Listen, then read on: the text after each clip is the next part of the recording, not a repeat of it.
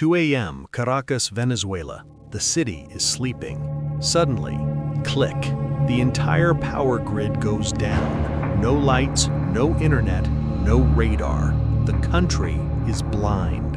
High above, 150 invisible machines scream across the sky. U.S. Cyber Command has just executed the biggest hack in history. Their target isn't a terrorist, it's a sitting president, Nicolás Maduro. By 3 a.m., special forces have breached the palace. No shots fired. By sunrise, Maduro is wearing an orange jumpsuit in a federal prison in Miami. Wait, can they do that? Just kidnap a president of another country? That is the $300 billion question.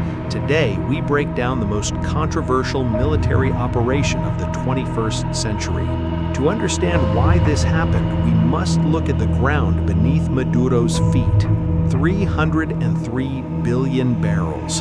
Venezuela has the largest proven oil reserves in the world, more than Saudi Arabia. So they should be rich like Dubai, right? They should be, but instead, people are eating out of garbage trucks. Why? Because of a deadly trap, the resource curse.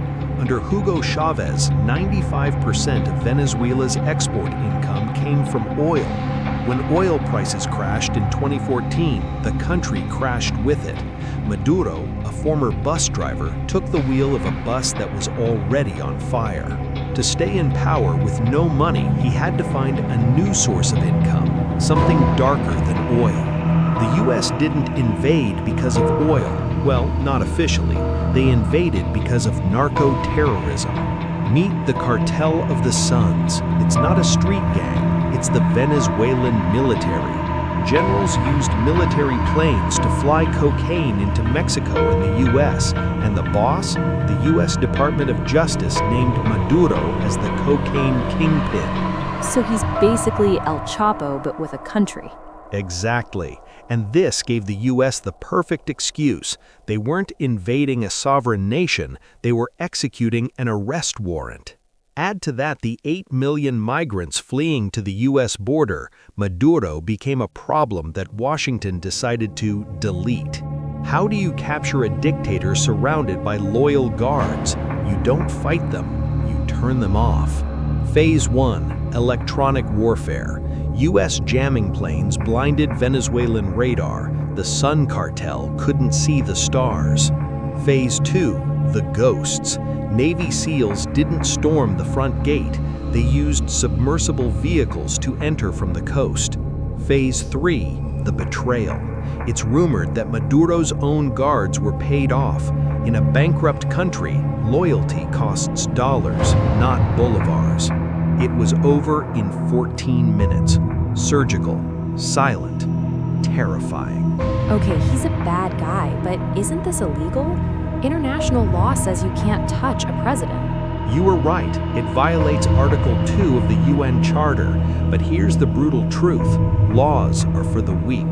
This has happened before. 1989. Operation Just Cause. The U.S. invaded Panama and grabbed President Manuel Noriega for drugs. The U.S. uses something called long-arm jurisdiction. If your drugs touch American soil, American law touches you anywhere on Earth. The UN condemned it, Russia condemned it, China condemned it, but Maduro is still sitting in a cell in Miami.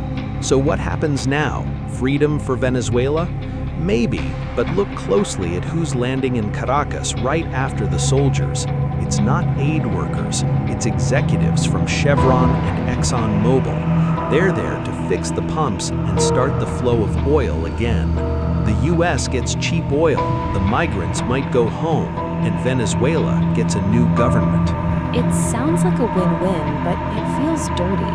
Geopolitics is not about clean hands, it's about results. My question to you is this: does the end justify the means? If you think removing a dictator is worth breaking the law, comment justice. If you think sovereignty is sacred, comment invasion. Thanks for watching. See you in the next war.